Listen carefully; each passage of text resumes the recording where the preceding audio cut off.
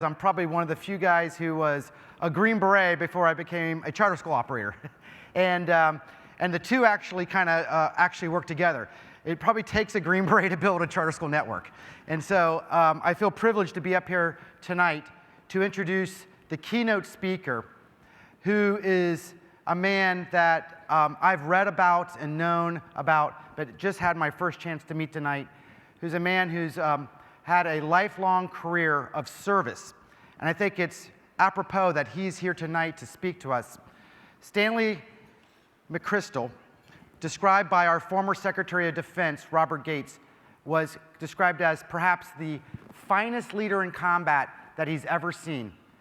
As a four-star general, now retired, he's the former commander of U.S. and international security assistance forces in Afghanistan, and the former commander of the premier military counterterrorism force called the Joint Special Operations Command, JSOC. He's best known for developing and implementing the current counterinsurgency strategy in Iraq and Afghanistan, and for creating a comprehensive counterterrorism organization that revolutionized that intra-agency operating culture. The son of a major general, his father, General Herbert Mcchrystal, General Mcchrystal graduated from West Point in 1976. I'm not going to make that mistake.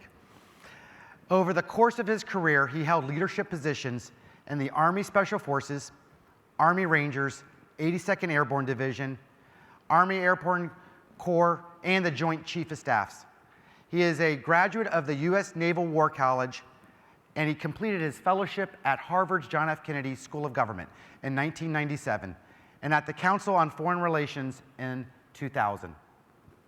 After 9/11, until his retirement in 2010, General Mcchrystal spent more than 7 years deployed in combat, serving in a variety of leadership positions. In 2002, he was the Chief of Staff for Military Operations in Afghanistan. From 2003 to 2008, General Mcchrystal commanded JSOC, where he led the U.S. military's counterterrorism efforts. From 2008 to 2009, he served as the Director of the Joint Chiefs. In 2009, the President of the United States and the Secretary General of NATO appointed him to be the commander of U.S. forces in Afghanistan. His command included more than 150,000 troops from 45 allied countries. General Mcchrystal retired from the U.S. Army in 2010.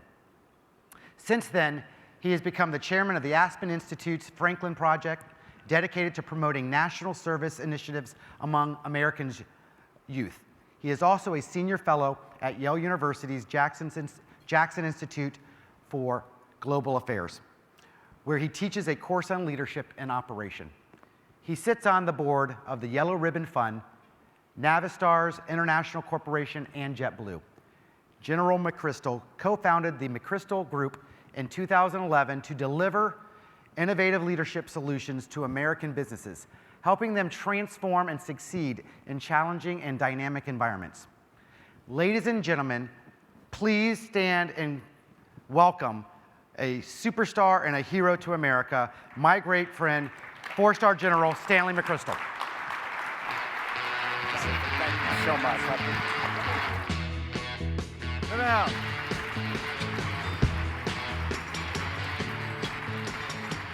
See if you're still standing after I talk.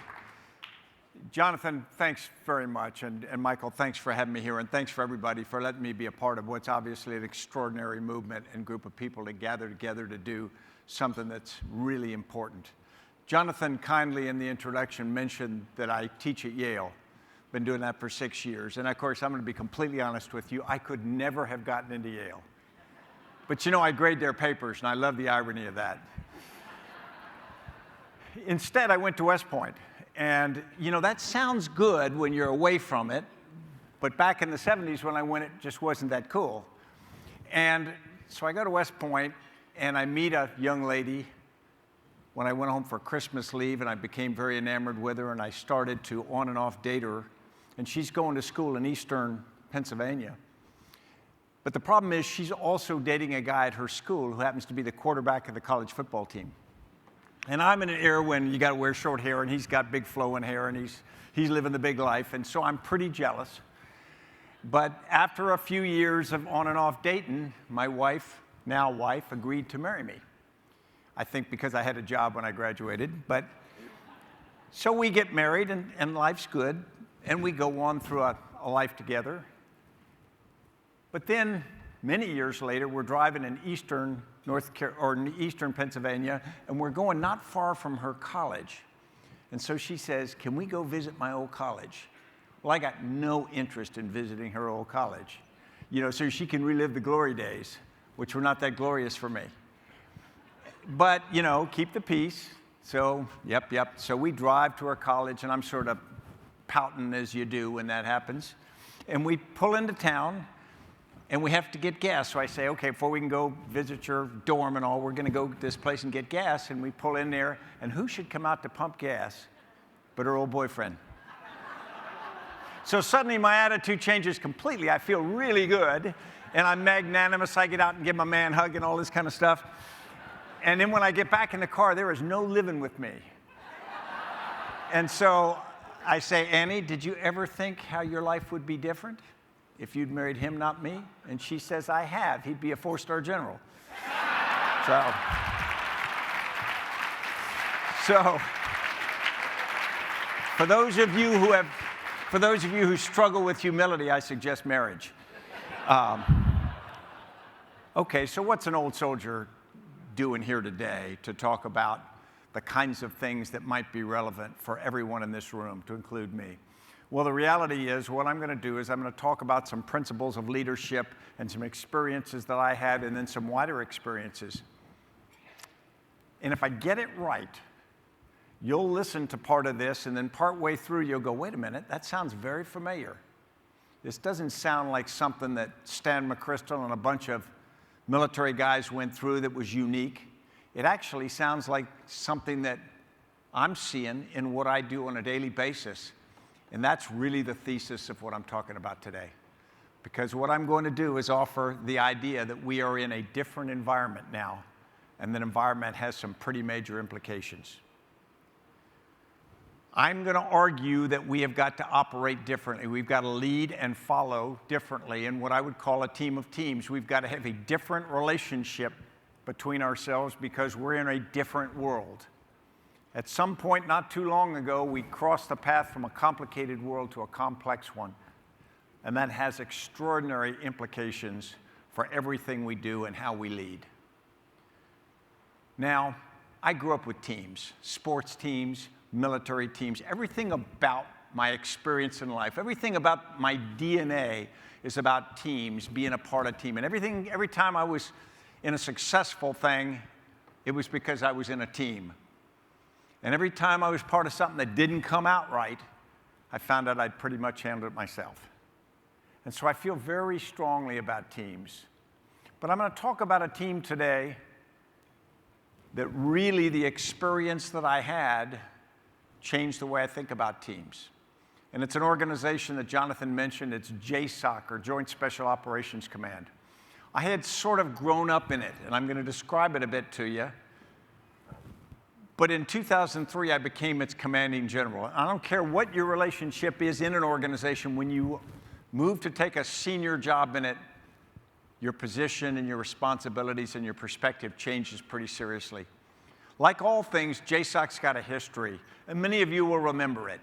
Really goes back to Iran, 1979, the 4th of November to be exact.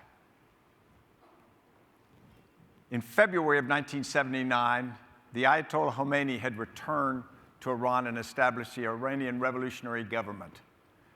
We had started a very rocky relationship with that government for the first few years, and then in November of 1979, Iranian students stormed the embassy, took hostages the Americans held there, did a 444-day thing, but partway through that, President Carter ordered a rescue attempt.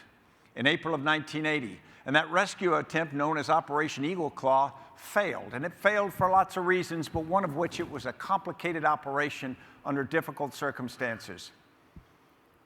In the aftermath of that failure, when President Carter bravely went on TV, accepted responsibility for the failure, the backdrop was the Iranians showing constant films of abandoned and destroyed American equipment, even close-up photographs of burned Americans that were killed in an accident that happened on a deserted piece of desert in April of 1980 as part of that operation. And so it really was almost a low point for American military operations, and particularly special operations. And to put you back into a little context, for those of you who can remember, the 1970s were not our easiest decade. We'd come out of Vietnam in 1975 in frustration. We'd had two big oil shocks, the first 73, 74, the second 78, 79. Our economy was struggling. President Carter was in the last year of a one-term presidency when this crisis began. And the television show Nightline started with this crisis.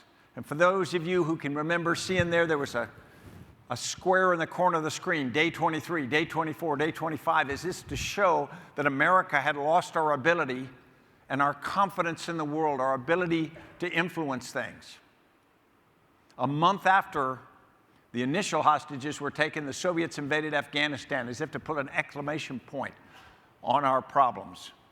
So when this failure occurred, in the aftermath of failure, there are a lot of ways people can respond. One is to start shifting blame, pointing at other people. Another is to say, well, not my fault. But in reality, what happened in the military is something I'm really proud of. That's not the response. People again said, never again will we be called and not be up to the task. So the organization was founded, became known as Joint Special Operations Command. And what they had done was they'd taken the most elite part of American Special Operating Forces, Delta Force, SEAL Team 6, the Rangers, some aviation units, and they'd put them into this specialized organization with the concept that you would create a dream team. And this dream team would be responsible for counter-hijacking, hostage rescue, very precise missions. Very successful. From 1981 until now, there have been extraordinary experiences, Grenada, Panama, First Gulf War, all of which the organization played a part of. And then since 9/11, almost every high-profile mission that you're familiar with, the rescue of Captain Phillips, killing of Abu Musab al-Zarqawi, the killing of Osama bin Laden, these are all JSOC operations. So the organization probably became the best of its kind ever fielded. Specially selected warriors, veterans, exquisitely trained, lavishly resourced, and leveraging technology that keeps getting better every year. So this organization is probably incomparable, not only to anything in the world, but to anything in history. And in the fall of 2003, I'm named to take command. I had been in Afghanistan early in the war, came back to the United States for a staff job, and then the fall of 2003, I was put in command of JSOC. Now, to remember the fall of 2003, regardless of how anybody thinks politically about the decision to invade Iraq, early on it looked operationally as though it would be pretty straightforward. The government and army of Saddam Hussein would fall, we'd hand the keys to a new government, we'd pull out, and life would go on. And of course, all those assumptions were flawed. And by the summer of 2003, Iraq was on its way to becoming a mess. By the fall of 2003, it was a violent mess. And what we were starting to see was an interesting phenomenon. I say interesting in sort of a dark way because it was very, very deadly. We had a terrorist organization, a professional, focused, hardcore terrorist under a guy named Abu Musab al-Zarqawi, but it had interwoven itself with a popular insurgency of Sunnis who felt like they had lost their position in Iraq with the fall of the Saddam Hussein government. And so you had the focus and discipline of a terrorist group, which had the scale of a popular insurgency, and that's not seen very often.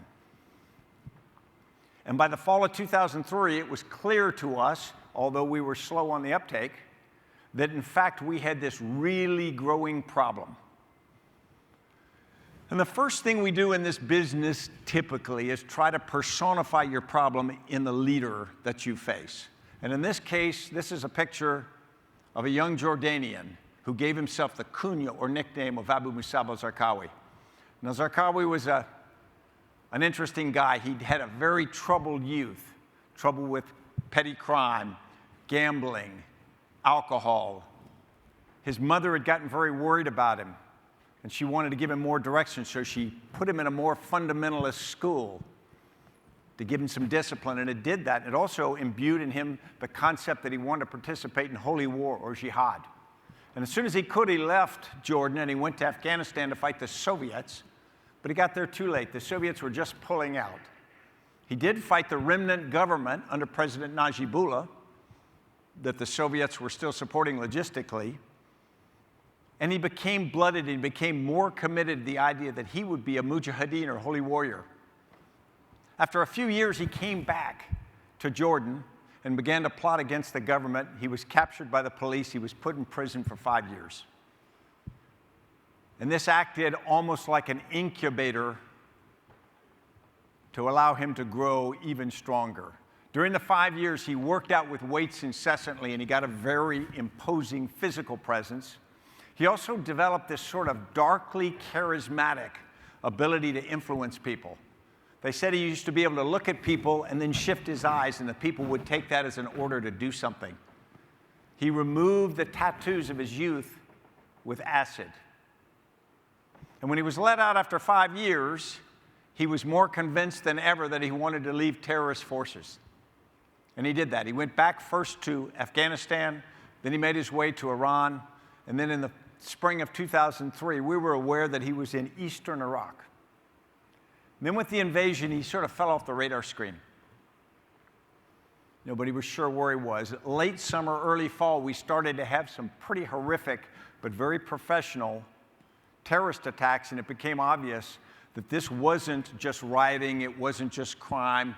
We were starting to see a very organized entity, and at first we had suspicions it was Abu Musab al-Zarqawi, and by late in that year, we were able to confirm it. Now, when you know you've got a terrorist group, you fall back to what you have done before successfully. And I spent most of my career fighting terrorist groups. So when you start with a terrorist group, you have to first understand it. So you start with a whiteboard or an easel or now a computer screen, and you draw a pyramidal organizational structure. You make it look a lot like General Motors, a lot like a university, a lot like the United States government, because it's what organizations are shaped like and how they are organized. It's our tradition. And terrorist groups have been that way also.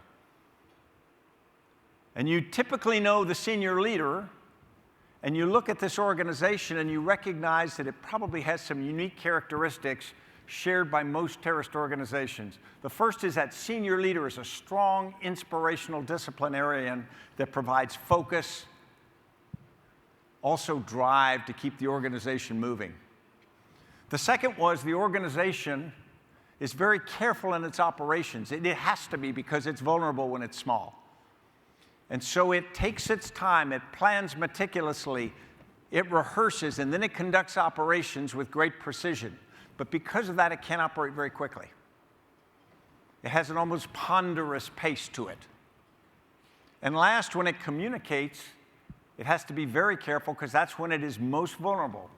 Because the links between parts of the organization, either in meetings or secret writing or in radio, whatever way they use to communicate, provide the connectivity to identify other members of the organization.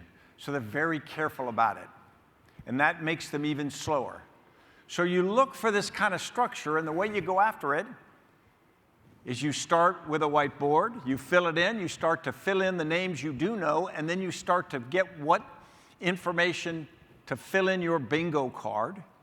And when you've got enough of it, you try to go after the organization in a very compressed period of time to take out a number of key leaders to cause the organization to collapse because it can't respond quickly. Now, it's painstaking. It's almost police work more than military, but it works. So I arrive in Iraq to take over JSOC, and it's just the time we figured out that this is actually our problem. Originally, we'd been put on the ground to go after HVTs, or high-value targets, and those were Saddam Hussein and his deck of cards. Do you remember that? We captured Saddam Hussein about 6 weeks after I got there, and most of his old generals and cronies weren't the problem. They were kind of irrelevant. But the real problem was this metastasizing terrorist network. So we drew on our whiteboards, and we started looking for this entity, because it has to be there, because it's always there. Original Al-Qaeda looks just like this. Formed in 1988 in Pakistan, it looks like this, still does. But we're not seeing it. We keep trying to find the pattern, and we're not seeing it. It's a little like when you're a kid. You go on a road trip with your parents. Remember, you leave in the morning, and then about lunchtime, you pull over into one of these roadside restaurants, and you're a rambunctious little kid, and you're moving around. So the waitress sees that, and she brings a paper placemat, and she puts it in front of you. It's got this real busy picture. And she goes, "Here, little boy, find the picture of the dog." So for 20 minutes, you search for the dog. Well, the joke is there ain't no dog. But your parents get to talk for 20 minutes, your hamburger comes, and everybody's happy, right? Well, we spend weeks looking for the picture of the dog, trying to find this terrorist group, because it has to be there. But it's not. And what we're seeing is not ponderous. What we're seeing is completely different. What we're seeing is a network that operates not slowly, but with incredible speed. What we're seeing is a network that learns with extraordinary rapidity. An operation happens in Mosul. They learn the lessons and apply them in Baghdad the next day. We look for them to communicate by either getting together for leaders' meetings or in organized fashion, and you don't see that. What you see is this network that is agile, it is constantly regenerating, and it's constantly adapting to the conditions on the ground as they are, so it is just right for what it has to be, and it's incredibly lethal. And so the first question is, well, how did Abu Musab al-Zarqawi do this? Is he that much of a genius that he can come up with a completely new kind of structure that works extraordinarily well when no other terrorist organization has ever done it? And of course, that was the first question we asked, but we realized, no, that's not what happened. What happened instead was timing. Traditional terrorist organizations were as I described because they came before. When we entered Iraq in the spring of 2003, we had 5 pieces of technology that were going to give us dominance. Unmanned aerial vehicles or drones, global positioning system to get us places, precision weapons, you could hit anything, you knew where it was, and night vision devices for every soldier.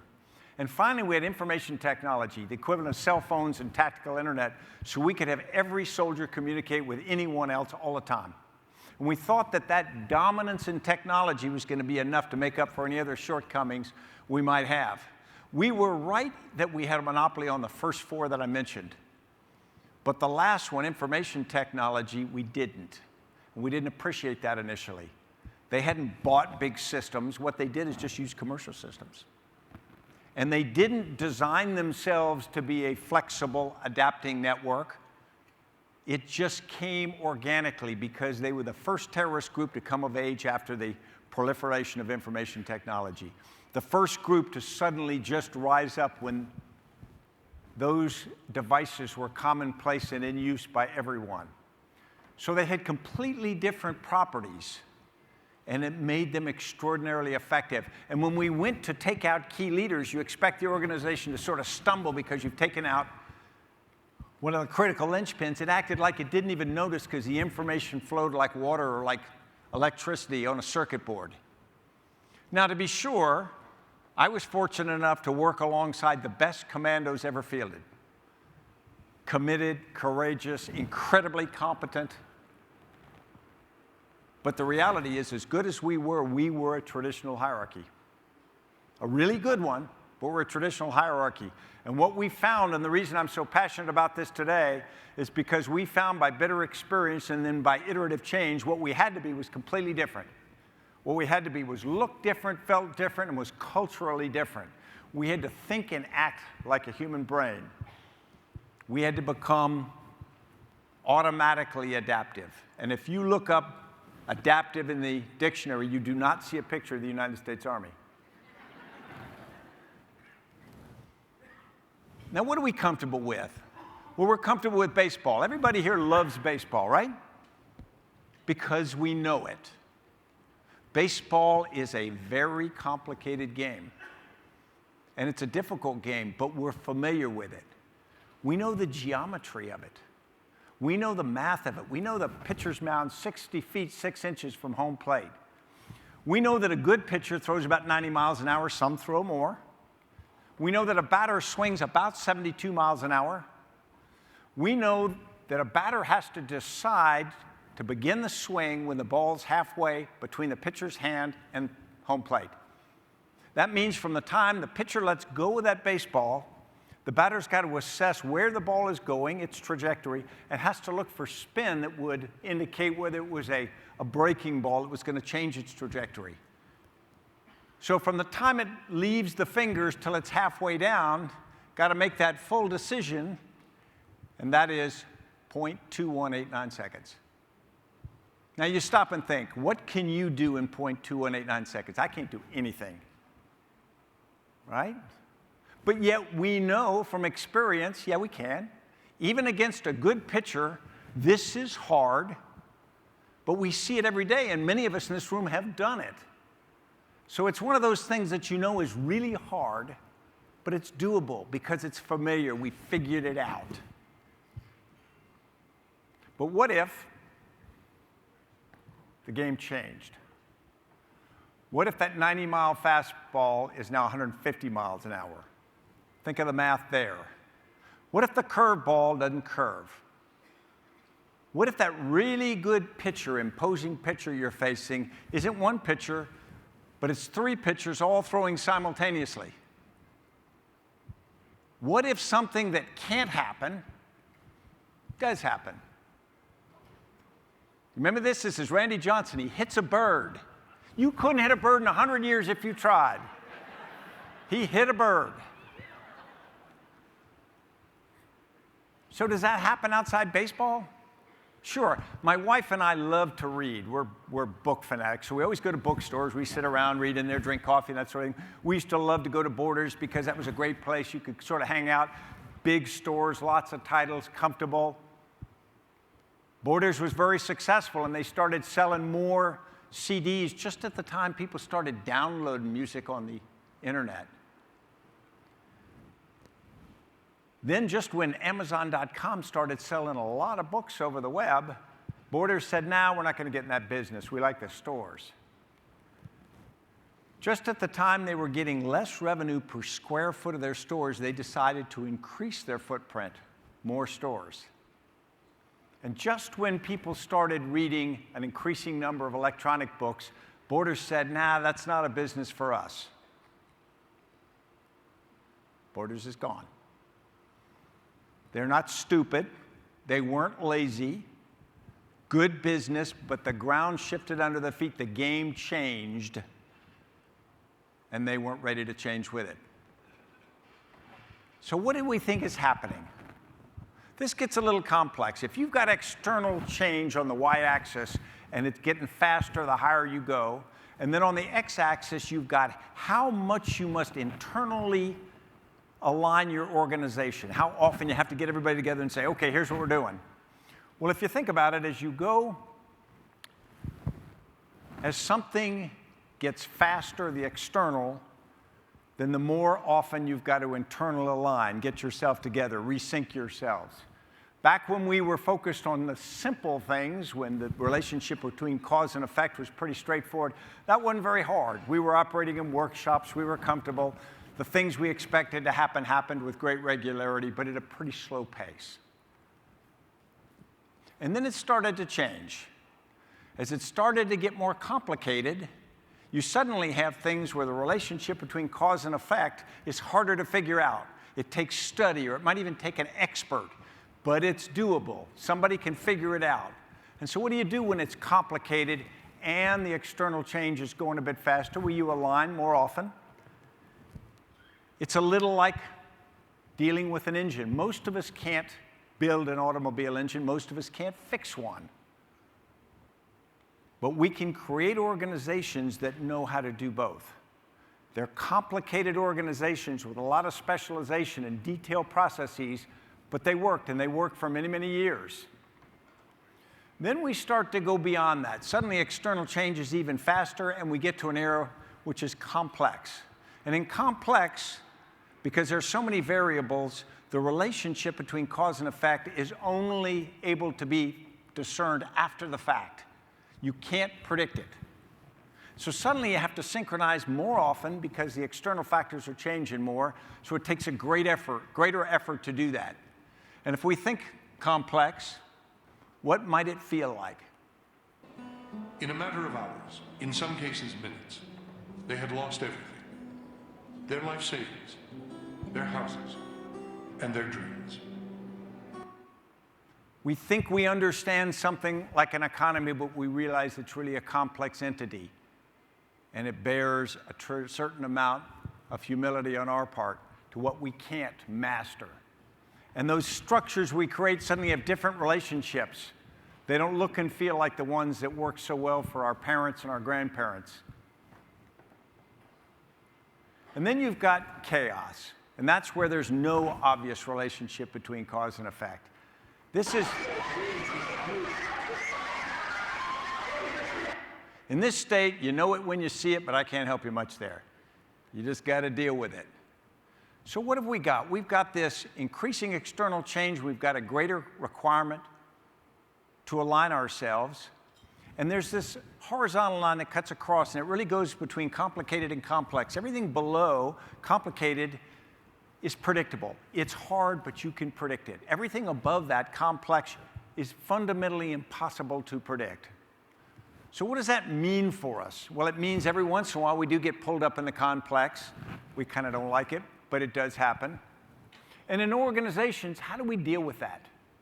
Well, we've got these very predictable organizations we're comfortable in, and then something happens, and we get pulled up into complex. And what's our traditional response is to get everybody in one room, order a lot of pizza, work the problem through, whether it's a natural disaster or a sudden change. We synchronize ourselves really often.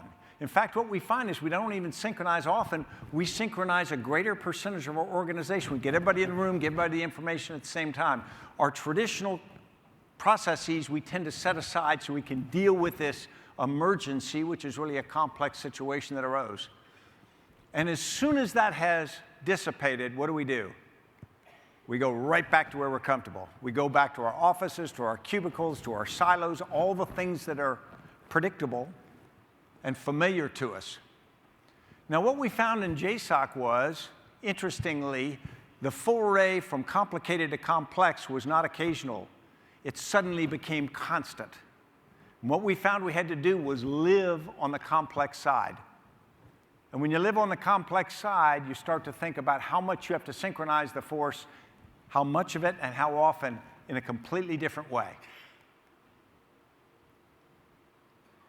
When JSOC was formed, I mentioned it was a dream team. They took the best counter-terrorist forces in existence and they made them better. The country threw resources and talent and focus against these forces and created these amazing organizations. And you say, well, I've got the greatest collection of elements in the world, so I have the dream team. And then you sit and you go, well, wait a minute. If I think of dream team, think of the 2004 men's Olympic basketball team that went to Barcelona. Best basketball players in the world. They barely got a bronze medal. So suddenly we know there's more to being the best team than just having the best talent or the most resources.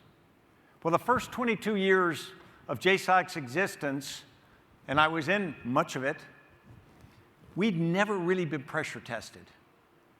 We had this extraordinary organization, and we thought we had the synergy of this big team. But when we first ran into something that we couldn't deal with in the familiar way, and that was Al-Qaeda in Iraq starting in the fall of 2003, what became apparent just at the time I'm taking over is that instead of having this tremendous dream team, what we've got is a series of siloed organizations. And they didn't much like each other. Delta didn't like the SEALs. The SEALs hated Delta. Both of them looked down at the Rangers, and nobody wanted to talk to the aviators. But who would, right?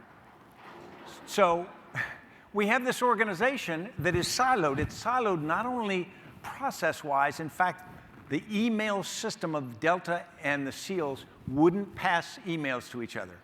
Physically, I mean, couldn't connect.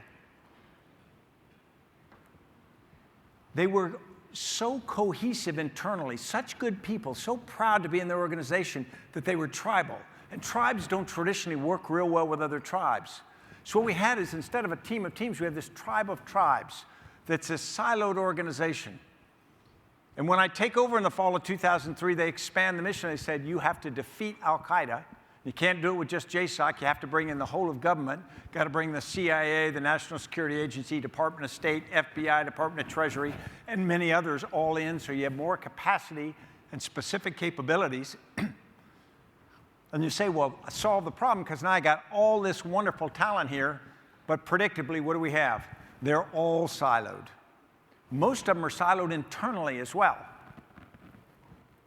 Now, if you have a problem like this and you have different specialization in silos, what is the traditional way of dealing with that? What would Alfred Sloan at General Motors tell you to do?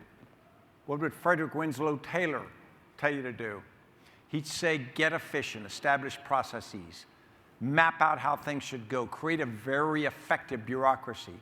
And if somebody in the lower right-hand corner's got to deal with somebody in another organization at that level, go to your boss, go to your boss's boss, go to your boss's boss's boss, then send it up to the headquarters. Then that information gets ruminated at the headquarters. Then it goes across to the other organization, to a boss, then it goes down to subordinate, subordinate, subordinate, until you get down to the individual who you really got to be working with. Now, what happens to the information that's getting passed by the time it makes that trip? It's diluted. It's distorted unintentionally, and it's always late to need.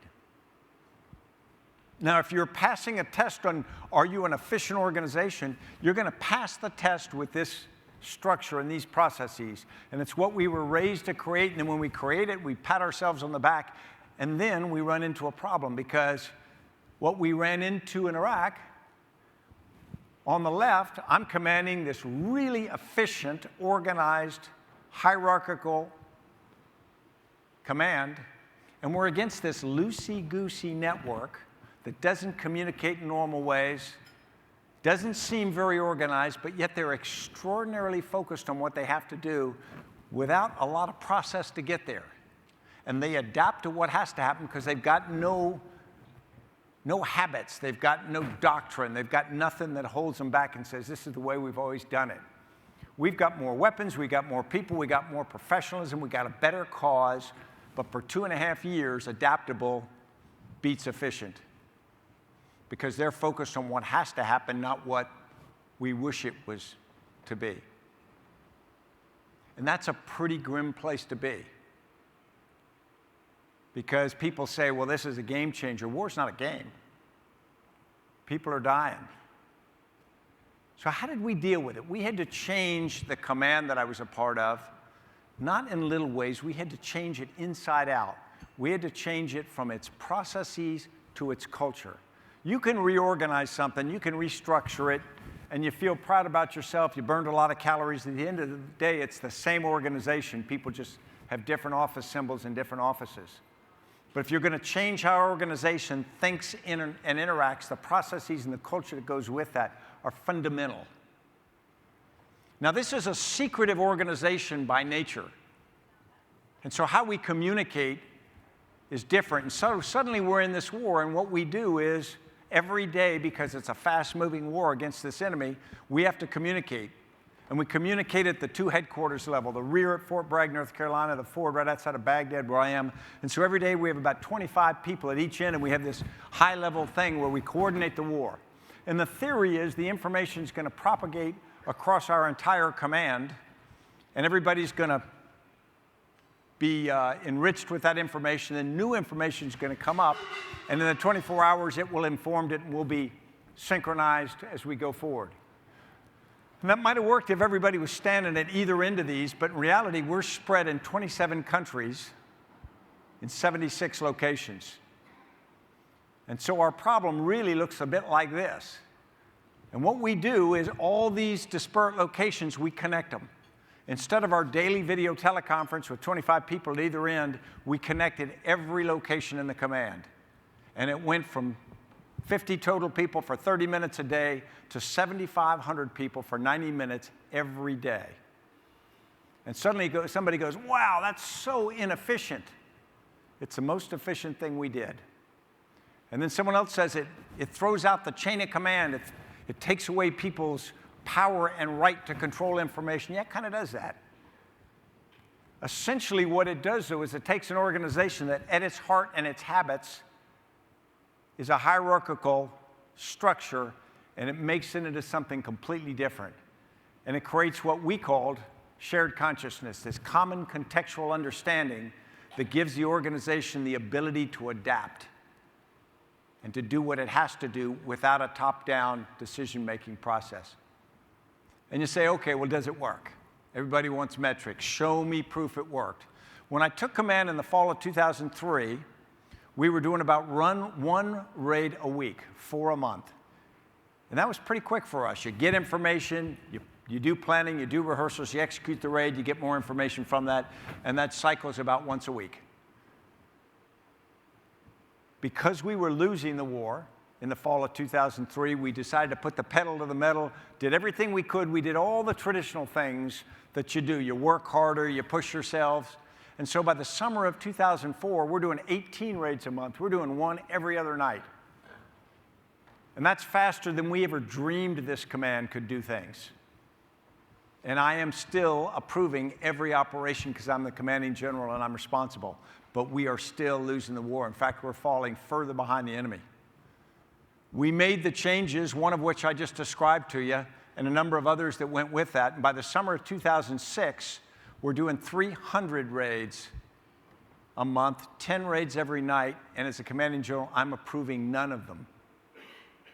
Every decision has been pushed down multiple levels inside the command. Without more forces, without more technology, really the thing we changed was the process and the interaction within the organization, how the pieces fit together, how the personalities fit together, what the relationships were, and how much trust we had. In a business sense, that's a 17x improvement by changing the culture of the organization. So what's that do to the leader? What's that do to the role of the leader? People say, well, you got to be a genius. You're still getting your paycheck, and yet you're pushing all the decisions down. You figured it out. But that's not how anyone in this room was raised. We were raised with an idea that with leadership comes responsibility. I particularly was raised with the idea that the leader has to look a certain way. The leader has got to provide inspiration. The leader has got to provide guidance. The leader has got to be the person. If you come to them with questions, the leader has answers. If you come to them with doubts, the leader gives you faith. And in a fast-moving situation, the leader has answers. Mortars and grenade launchers on that building till it's gone. When it's gone, I want first to go straight in. Forget going around. Everybody else follow me? Yes, sir. Follow me, do as I do, and you'll be okay. And the leader has got to provide the kind of vision that says, if you'll listen to me, build the products I say, go the direction I say we go, we will be very successful. It's a little like being a chess master. If you think of the game of chess, it was created to teach strategy. It came out of India in the 6th century. It's pretty straightforward. 64 squares on the board. Each player has 16 chess pieces with exactly the same capabilities as their opponents. The only difference is who's the better strategist. And so the idea is if you're really good at this, better strategist than your foe, you micromanage your chess pieces and you can win. But what I found when I got into Iraq in 2003 was I wasn't playing against a chess master who's micromanaging their chess pieces. I'm playing against a chess master whose chess pieces all connect between themselves and have the authority to act autonomously, and they constantly adapt and change organically. And you say, well, wait a minute, I was trained to be a great chess master So I can do this. I know the world's faster. I know it's more complex, but I got 2 cell phones, 3 assistants. I've got all this situational awareness because technology gives it, and I'm just damn good. And many people today think they can do that. And there are a lot of leaders. If they just juggle a little harder, they're going to be able to do this. And for a while, many of them can pull it off.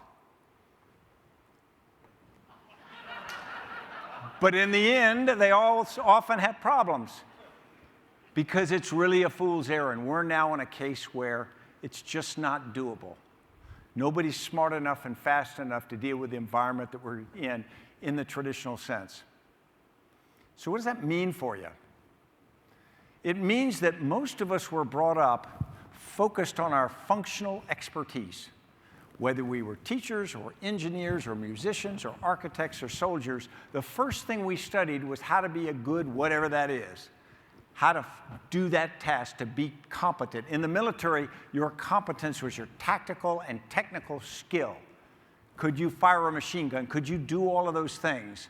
And that was very important. And we tend to promote people in our organizations who demonstrated that great functional expertise. But yet, when we get to higher and higher levels, that functional expertise is less and less relevant. It gives contextual understanding. It gets you bona fides to get into the room. But in reality, the skills that you need are those things have much more to do with communicating with people, getting people to work together, relationships, all of those things. So suddenly, the things which we treasured for so many years in the development of people turn out to be of much less important than things we didn't pay a lot of attention and we expected people to sort of learn along the way. As I was leading in an environment for which I was unprepared mentally and physically, I backed into a different way of thinking about leadership. I didn't come up with the idea and become that. I backed into it because we're losing the fight. But before long, I came up with a view of leadership that looks more like this. And I would not have used this photograph 15 years ago to say, that's the leader I'm going to be. You say a gardener. And if I asked you what a gardener does, somebody's going to say a gardener grows flowers, somebody say a gardener grows fruit, somebody says a gardener grows vegetables. And I'll tell you a gardener grows nothing, because only plants can do that. But a gardener's not unimportant. A gardener prepares the ground, a gardener plants, a gardener waters, a gardener feeds, a gardener weeds, a gardener protects, ultimately a gardener harvests. Everything that happens in that garden is enabled by the environment or the ecosystem that the gardener makes possible. And if the gardener does a good job, those things can be done concurrently. So suddenly you have the ability to do things at scale that you can't do if the gardener is responsible for each stage of the growing.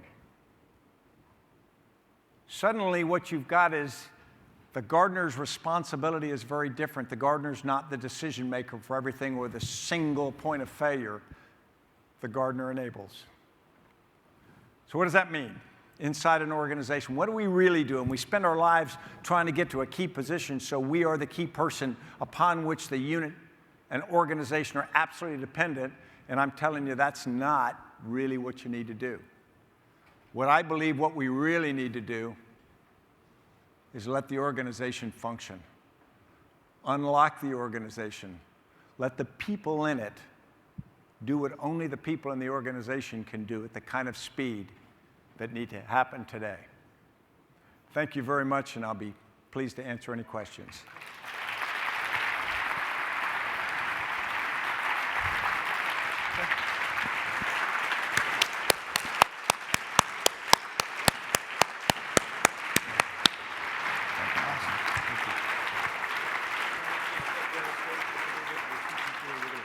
So we're just going to have about 10-minute questions. If you want to ask General Mcchrystal, do hashtag #AskStan.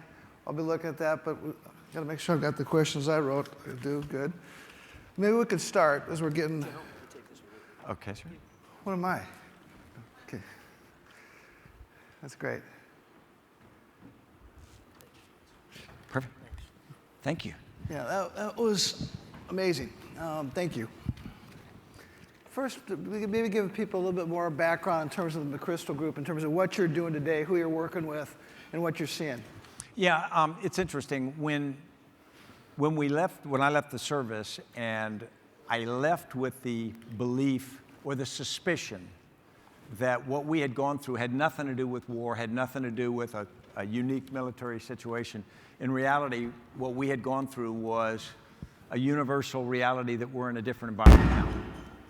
And so the company's based on that thesis. So we started working with commercial firms to see whether or not that's in fact the case, whether they had the same problems we have. And the reality is, it's almost exactly the same. There's this belief in a lot of people who have never been in the civilian world like military or never been in the military civilians that there's this great divide and this difference. And you know, it was funny, in my whole career, if ever you got a bunch of military guys together, at some point in the meeting, somebody would pound the table and say, damn it, if we were a civilian company, we'd go bankrupt. They'd never be this stupid. Every time. And when I got out and I get in civilian meetings, every time somebody pounds the table and said, Stan, the military would never be this stupid, would we? And I go, no. I mean, it's exactly the same because it's people. And so the same problems, but the same path to solutions. Talk about, so we talked about Al-Qaeda in Iraq, and we talked about the 1-0 being Al-Qaeda, and then the next we got Al-Qaeda Iraq. Talk about that, and then now what we're seeing with ISIS. Yeah. And what does that mean? What's the difference between Al-Qaeda and Al-Qaeda in Iraq was the use of information technology. And what that did was that enabled them to not be tethered by many of the old processes, mental processes, but also physical things as well. And so they became very fast, very adaptable. And it also became much more democratic because people were off on their own, just connected by virtual connections, and so they had a lot more autonomy because there's nobody really physically to do them. And it actually made them stronger, not less strong. ISIS is 3.0 from the standpoint, it still uses information technology, but it uses it in a very different way. It considers what Al-Qaeda in Iraq did to have been very basic. What ISIS does is it leverages influencing technology in a way that Al-Qaeda in Iraq never could. ISIS has got 55 of these propaganda headquarters, nodes, that are both empowered to act autonomously, decentralized, but they're also connected by common intent, and so they constantly stay connected. They communicate with about 100 million people a day. They take a doctrine which to most people in the region is absolutely an anathema to anything that they want, but they sell it pretty well. They make it seem like it's a going concern, that this is an effective organization. And they've got some effectiveness, but in the case of many organizations, you've got a big organization and a small ability to communicate. What they are is they are a huge ability to communicate and a very limited ability to operate. But what it does is it allows them to do a franchise model where there are people around the world, in Europe, United States, Africa, that get up in the morning and think that they are ISIS. They've never met anybody, al-Baghdadi from ISIS headquarters. They have no functional connection, and there's no money passing, there's no training. There's nothing of what we think is traditional command and control. There's just this identification. But it's pretty powerful. Scary. Well, you look at, you made a comment that made me think about, and I'm not going to get his name right, the Jordanian who became a head of Zarqawi.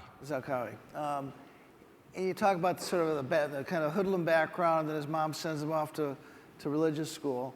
I mean, when you look at the issue of education, it seems that one of the greatest issues is basically these people, a lot of these people just don't feel like they have a future, and the education that they do have, is basically poison their brains. I mean, how big an issue is that, and what can be done in your view? Well, there are two parts of that, and you're right on both of them. The first is the common denominator word in the Middle East among young men and young women increasingly is humiliation.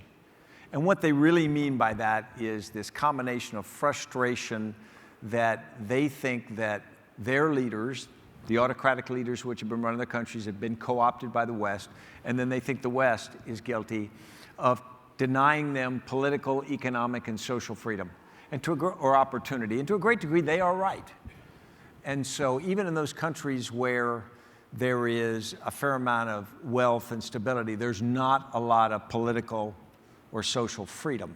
And so what you've got, or opportunity, what you've got is a very constrained populace, many of whom feel like that they are being held back by people who mean them no good. Now, in some cases, it's blame shifting. They are partially responsible for the way things are. So, you know, I don't agree with all of it, but I do appreciate the power that it has. So that's sort of the fundamental thing. And when we looked at the Arab Spring in December 2010, everybody said, look, all the young people, they want democracy. They're in Tahrir Square. They were not out there for democracy. Some were. They were out there as a rejection of the status quo. But different groups all had different ideas of what the future ought to be. And what you find in that kind of chaotic situation is the more extreme groups tend to be better organized and get more traction than less organized and extreme groups. And so that is what happened. On the education side, I tried to open madrasas in Afghanistan. I tried to get U.S. government money to open madrasas. And that was not a real popular idea because we're dealing with Islamic extremism, and here I'm saying let's open religious schools. Well, the problem is Saudi money, but Gulf money and others was going into Pakistan. It was opening very extreme madrasas. And young men would go over there to study. And one of the things that they would do is memorize the Quran.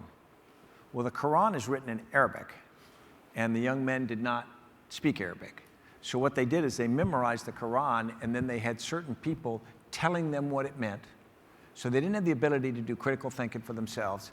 And so, they are told time and again, this is what it means, and this is what your responsibility is.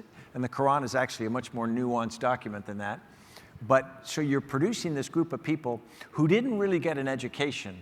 What they got was a very narrow indoctrination.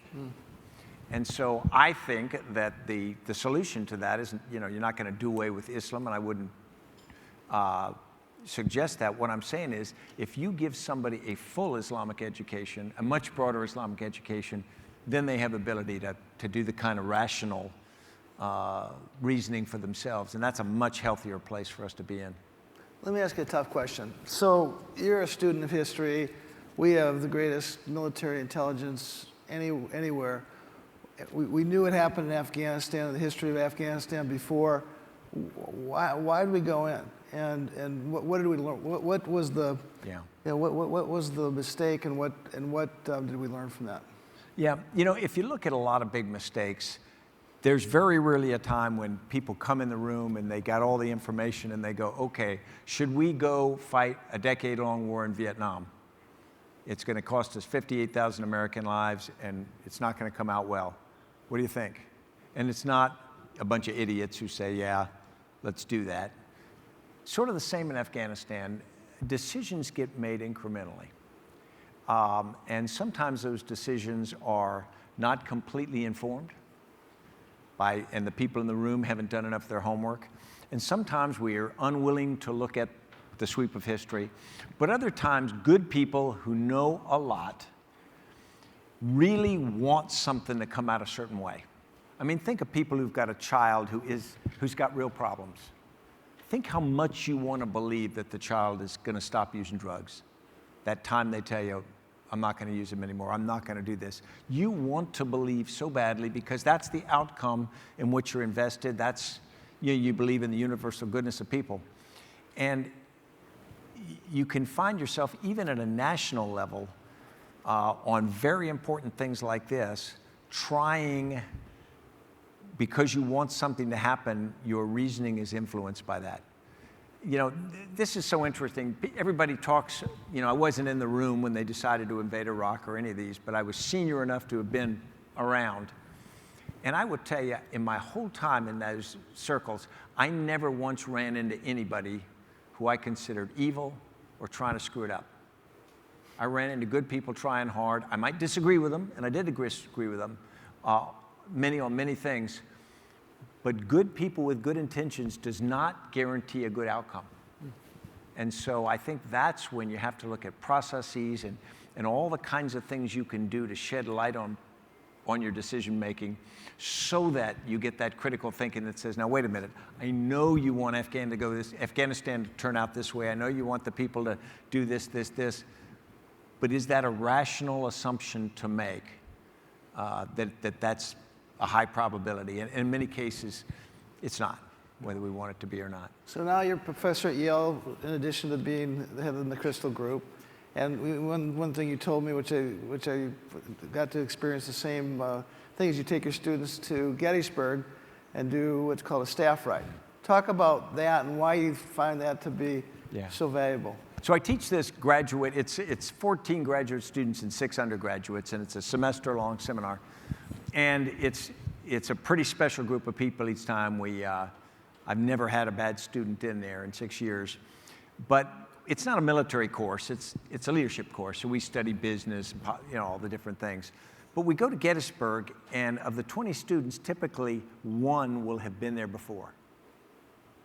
Typically, and if I have a veteran in the class, they may know what happened there, but there's almost no understanding of what happened in our Civil War. Now, it's not a history course, so I don't drill on that, but what we do is we role play. We divide the class into 3 groups, and those as groups have to look at key decisions on the battle and what I want them to do is come in and be able to explain the people that were in the decision.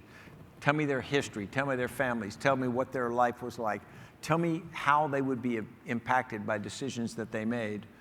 And then we go to those spots and we stand on the battlefield, and those little groups give that, and then the other groups ask questions. And being on the ground makes it so much more understandable to them. Suddenly you realize that 50-some thousand people were killed or wounded on here in 3 days, and there's this sense of the importance of leadership and some of these relationships that were so critical. And yet again, this is generally all good people on both sides trying to do what they thought was right. And so appreciating that has turned out to be really powerful. I could ask you questions all night, but I only got time for one more, and you've been so gracious with your time. Thank you. You feel very strongly about the importance of national service. Tell us why you think that's so important, what you're doing, and how people here could help. Well, Michael, thanks for asking. When I think of citizenship in America, I think of what citizenship is. I think it's a covenant between people. We tend to think of citizenship as a right. I was born here, or I got naturalized here, and so I've got this thing. I'm a citizen. It's my set of rights. But really, citizenship in a nation is just an agreement between a bunch of people to form a nation and to have relationships between the people, which gives you rights and responsibilities. And so you've got this covenant. And so citizenship means I signed on to the covenant. There are things I'm willing to do to be a citizen, and the things that I get from that. And it's mutual defense, and it's a number of things. But I think that our idea of citizenship has shrunken. I tend to think that a lot of people say, well, I'm a citizen, if I pay my taxes and if I vote, I'm doing my job. But I think it's much more than that. And traditionally in our society, it was a lot more than that. And you think of education, responsibility for schools, responsibility for kids, the idea that communities raise children. We had a society for many years that just practically had to have more sinew, but now we're so mobile and we tend to be more insular. You can live in a neighborhood and not know your neighbors. And so I think we've got to expand the idea of citizenship again. Now, so where do you get it? And, I joined the Army not to serve my nation. I mean, my father and grandfather served, all my brothers served, but I served because I joined because I thought it would be interesting. I thought it would be an adventure. But after a few years, you serve for other reasons. It's just like I think why you go into education or another cause. You do it initially for whatever reason, and then over time, it grows inside you, this sense of responsibility, this sense of debt to others. And I think that's the way citizenship is. And so, but where do you get it? I don't think you can teach it in a civics class. I just don't think it's real enough. And so I am a believer that every young American should get an opportunity to serve a year of service, full-time, paid service, healthcare, conservation, whatever they like. And I think it'll bring people together that wouldn't meet, people from zip codes that wouldn't deal. It will also invest all of them. You know, it'll be hard, but at the end of that year, they'll think, you know, I feel different about this because I've contributed more to it. And I think that it will grow our sense of citizenship, which I think will then show itself up in our politics and everything we do later in the country. And so I think it's the single biggest, I'm not going to call it a gift to the young of America. I'm going to call it our responsibility to give them that opportunity. And so that's the big thing that I'm passionate about. That's awesome. We're all done. Michael, my honor. Thanks so much. Awesome.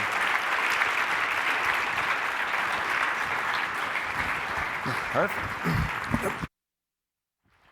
All right, ladies and gentlemen, we've reached the conclusion of our evening. Thank you guys so much. A round of applause for everybody who was honored tonight, for everybody who put this together. As Michael said earlier, and I was a little inspired by General Mcchrystal's words, when I moved to Los Angeles, I didn't want to move there to do stand-up. I moved there to do improvisation, which is it's a team-based comedic game. And upstairs tonight, we're doing entertainment at the top of the Hyatt. We're doing a completely improvised show based off of one-star reviews of Yelp locations. You suggest it, we'll look it up. We'll do comedy based off of it. Hope to see you guys upstairs. Thank you guys so much. Good night. Hands to the heavens, no man, no weapon.